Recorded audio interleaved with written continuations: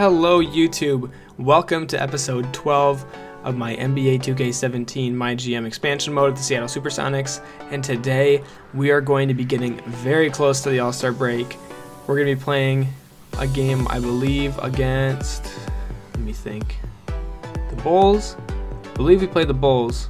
The away and home game that we chose for this is going to be the Bulls and the Nuggets. So we're going to simulate all the way up into the Bulls game so that some players are going to be tradable, and we're going to try to get Jamal Murray again, I guess, and if we can't get him, we'll probably have to pursue somebody else. I was thinking like Joel Embiid or something like that, but we'll just see what we can do after we get through the Bulls game.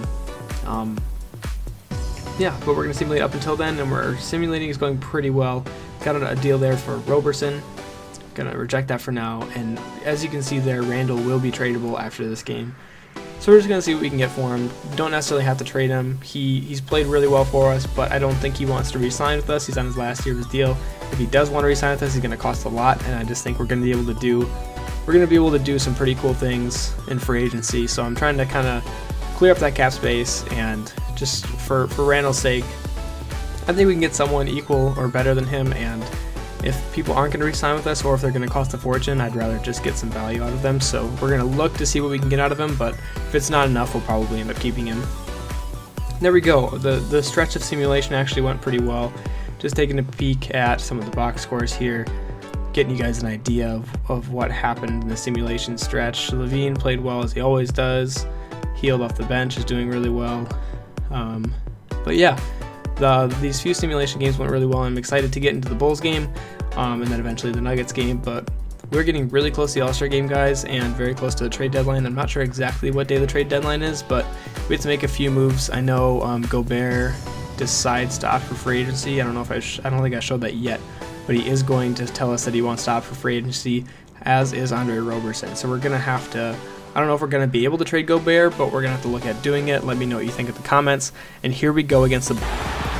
Hello and thanks for joining us 2K sports fans for another exciting presentation of NBA basketball. It's the Chicago Bulls facing Seattle. Tip-off goes to Seattle.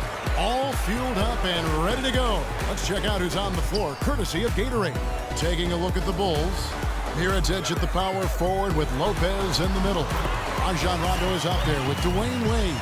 And it's a minute into the first quarter, the score is 4-4 as Kyle Anderson brings up the ball, gets it into Rudy Gobert for the one-handed slam. Very nice underneath the basket. Like I said, he's a guy that we may not be able to keep because he wants to opt for free agency, so we might just enjoy him to the end of the season, or maybe we'll be able to trade him before the deadline. Either way, the score is 10-10 now. Here comes Levine flying through the Kia slam. Cam's going to show it off. He decides to take off with 2 feet outside of the lane and gets it in. And here comes Dejounte Murray, the 6'6" backup point guard on the break, making the score 14-12. Great play by him as we kick it into the corner for Andre Roberson hitting the 3. We're using him as a 3-and-D guy off the bench, and it's working well for us so far, guys. So here comes Buddy Hield on the fast break. No one's covered him. He's going to pull up for that. I don't know if you guys ever saw this, but Coach Carter is a guy, and he pulls up on a fast break for 3, and the coach is just like, oh, you better be glad you made that. And that's how I felt with Buddy Hield every single time I do that, but I love doing it. And anyways, we have a 2-point lead after the first quarter that slowly went away in the second, and Levine doesn't want that to happen, so the score is now 28-26 as he hit that shot and one. He's going to the line, converts the end one. 31-30 with 6 minutes left in the first half. We kick it up. Cameron Payne is not covered, so he's going to be hitting that. Very good play out of him. Very, very surprised. Get the ball into Gobert. He's backing down. Robin Lopez didn't seem to have a chance against him. Apparently Gobert is stronger than Robin Lopez, so happy to see that Gobert is stronger than someone. Gobert probably could have shot there, but we found Randall at the 3-point line. He doesn't hit those very consistently, but he does hit them, so very nice to see him do that there. As Levine misses a shot, but Anderson got the rebound, gave it back out to Levine. Anderson got the rebound again. Levine finds Cameron Payne for 3. He's on fire so far this game, guys. He's really helping us out. Buddy Hield's dribbling around the top of the key, kicks it in to Bobby Portis, who wants to back down Taj Gibson.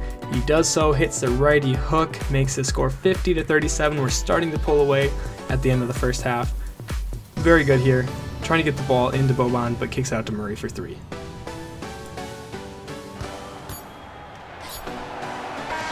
We've reached the end of the first half of play. Seattle ahead. They lead by 13.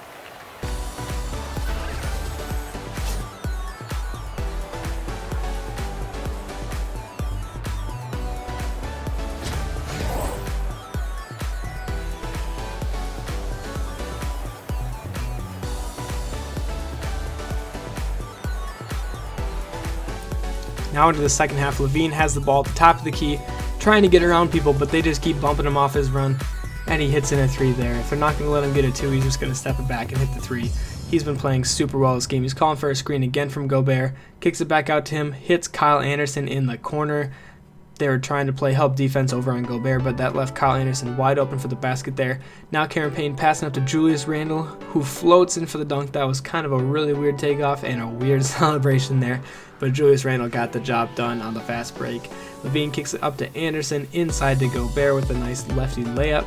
Very nice play overall there, and here comes Jimmy Butler on the fast break, and he will not be denied. Dejounte Murray tried stopping him, but Jimmy Butler really went in strong for that fast break.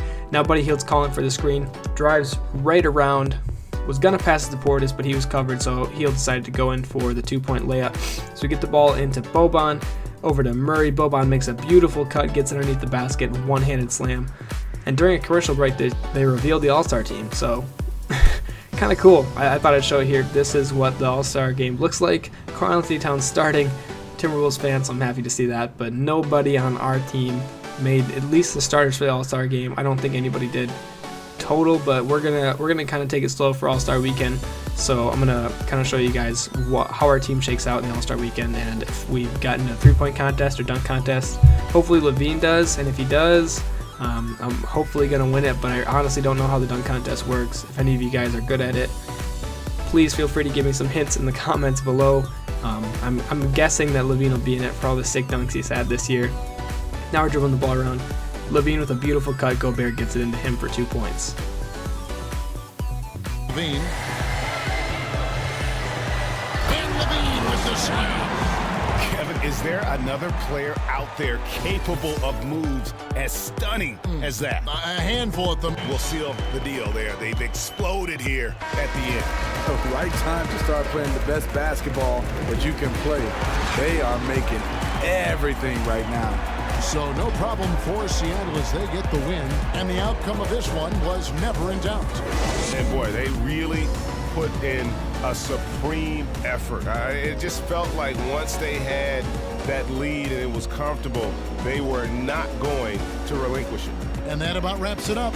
Now for Greg Anthony, Steve Smith, and David Aldridge, this is Kevin Harlan. Thanks for watching the NBA here on 2K Sports. And as we leave, we give you our Jordan Player of the Game, Zach LaVine.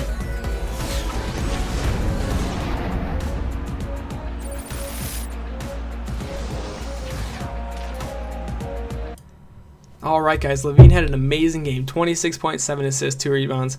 He was really playing super well all game. As you can see his highlights, they're all going to look awesome because every single time Levine makes a play, it looks awesome. Like, I just love having him on the team. Like a guy mentioned in the comments before, he's from Seattle. He's one of my favorite Timberwolves players. So I'm definitely happy that he's on the team, and I wouldn't rather have it any other way. Zach LaVine over everyone, guys. But to end this episode, we're going to be looking at a few different trade options, trying to make some things happen. Trade for a guy like Jamal Murray if we can get him, or go after other people. But here we go into a few trades before the episode ends. And I was off film trying to just pepper some trades at the Nuggets, and they accepted. And look how many stars Murray has once we traded for him. 4.5. Like, he was 3, but then I don't know if he's actually 4.5 stars now, or that's just what we value him at, or they value him at. But we got Jamal Murray. It took a lot, guys, trust me. But Julius Randle and Andre Roberson both weren't going to come back for us. Cameron Payne were switching for Jamal Murray. We ended up getting Mike Miller in the deal, and then we traded those our 3 first-round picks, which I'm okay with. I'm not really going to draft anybody. I know it's a ton to give up, but those, if you look closely, those 3 picks weren't going to end up being lottery picks anyways. So really, for back half of the first-round talent, I think we did really well in getting Murray. So I went there to show you guys how long it would take to get Rudy Gobert to be traded, because he does want to opt out. He doesn't want to re-sign with us. We're going to go ahead and switch Jamal Murray from shooting guard to point guard. He went down 2 overall. I think he was 76 as shooting guard, but he's still 74 as a point guard, and he's still a very good outside shooter and a good passer, very athletic. We're going to go ahead and move Scal to a power forward, so he can be our power forward off the bench, because we don't have Randall anymore. But that means Bobby Portis slates in, and I honestly thought Bobby Portis played better for us than Randall anyways. Anytime that Bobby Portis came in, he just played so good. So we finally got him. I was asking you guys if you want me to trade JaVale McGee for Diamond Stone, but the important thing is that we got Jamal Murray, as we signed D.A. Dukin just to be a bench player in case somebody gets hurt.